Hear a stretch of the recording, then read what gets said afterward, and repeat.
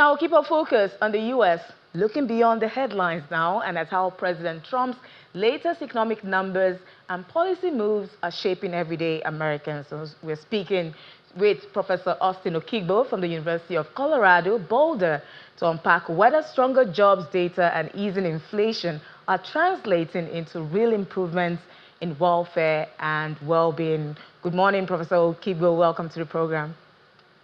Thank you. Good morning, Will, and morning to your viewers in Nigeria.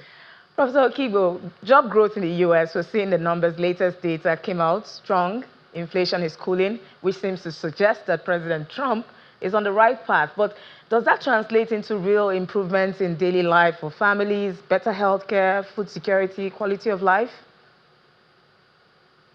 Well, the daily reports, or monthly reports that you get on the labor market is an indicator of the trajectory in the national economy, but it's not necessarily, it doesn't necessarily tell us everything about the way that people feel about the economy. So as it stands, the job market might look, the job report might look good and sound good for him in terms of the politics of it, but it's not translating necessarily as far as the pockets of citizens are concerned.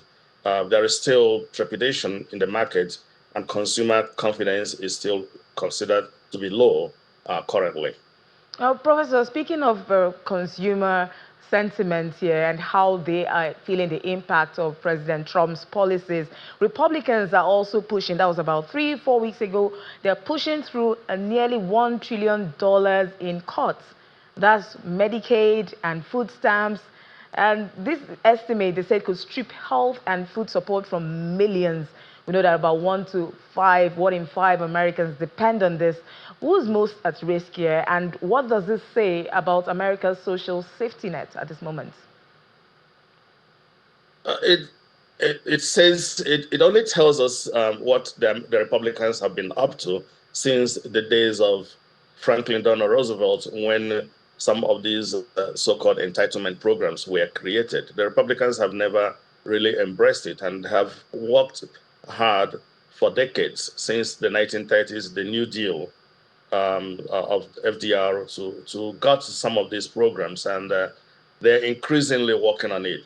What is a little bit troubling about is that as the world is moving, the global economy is moving, and most industrialized nations and even rising economies are recognizing the importance of creating some of these safety nets, that the United States currently is rather gutting and cutting off the social safety nets.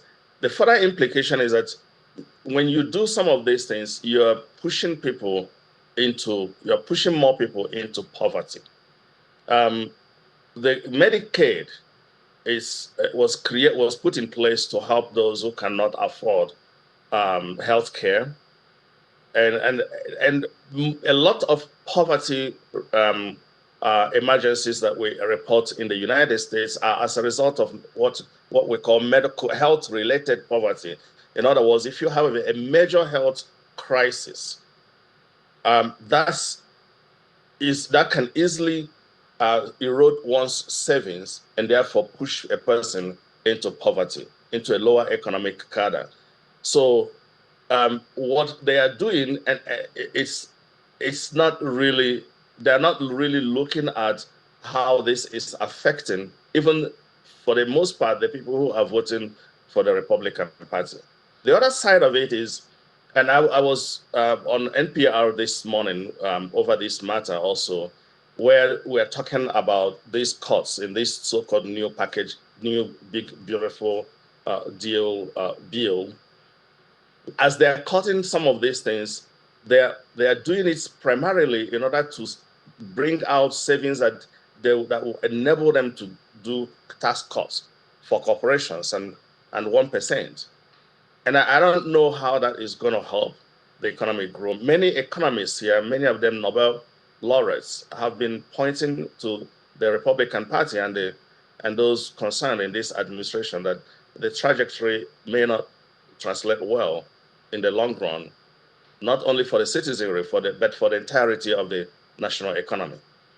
Oh, you just talked about the impact here. Let's look at a broader impact beyond individuals now that benefit from this Medicaid and food stamps. A lot of people are going to be affected.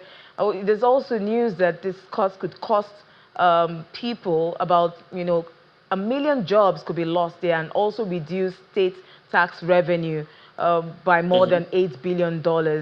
How serious could this ripple effect be for the local economies? We have the states, and there are definitely local counties there, and the health system. How much impact the ripple effects of these cuts? How would it translate to this other parts of the country or the sectors of the economy? I think you have put your finger a little bit on the matter there, because America's economy is a consumer-based economy.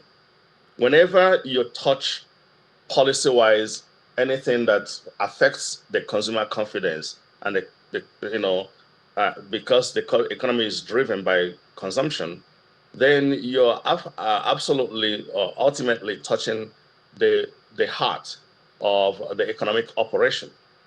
And so what is going to happen here is that it's going to affect the up and downstream sectors of the economy, both the formal and the informal sectors.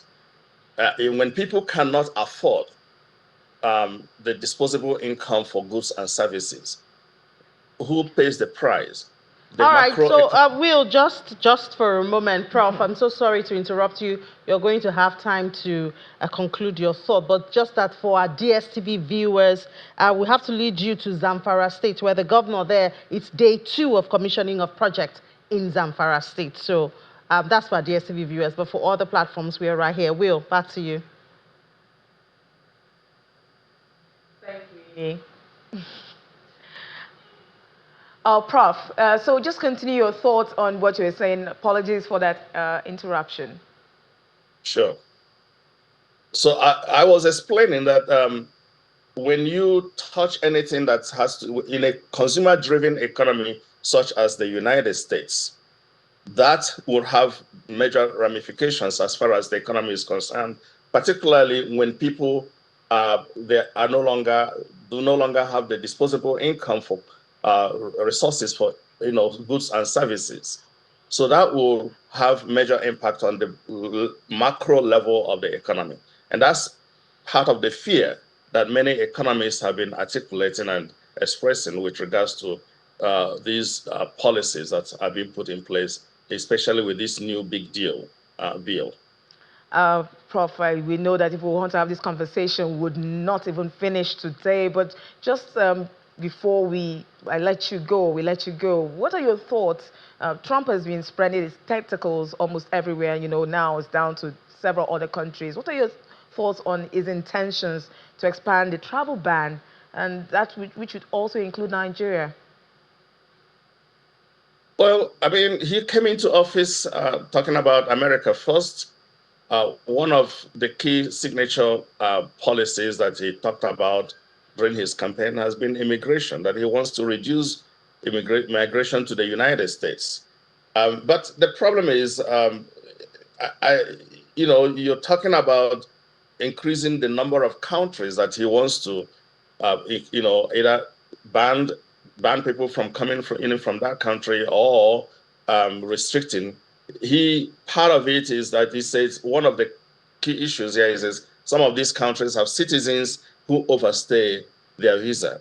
But let's look at some statistics a little bit.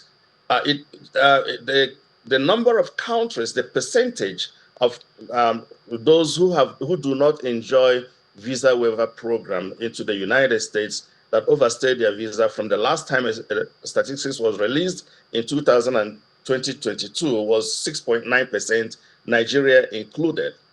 But what the question is not how people overstay their visas, because when we talk about overstaying of visas, there are many grades and categories of overstaying of visas. Some of them include people who came as students, trained and got their degree and education in the from American universities. Some of them got jobs, some got married and stayed on. Those are also categorized as people who overstayed their visas. But then the transition. So the statistics is not as simple as is being articulated. The problem here is even what he is doing now with immigration is already showing and telling on the economy, especially in the farming sector and service industry and construction. So, and Nigeria, of course, is a major contributor to immigrants in the United States, especially from the continent of Africa. How is that going to, he wants the governments of these countries to address the problem. I don't know how the Nigerian government is going to address the problem of a Nigerian who traveled to the United States and got married or overstayed their visa in any way at all. But we see how some of these things go. I think all these policies, we're watching them and as they are being rolled out, and we are responding, people are responding to them according as they are being rolled out, and you cannot predict the final outcome or the result of some of these policies. So we watch and see, and until they finish with their so-called 36 states or countries, then we'll know what they're looking for. Thank you so much, Professor Austin Okigbo from University of Colorado Boulder, for your perspective on Business Morning. You're welcome. Thank you.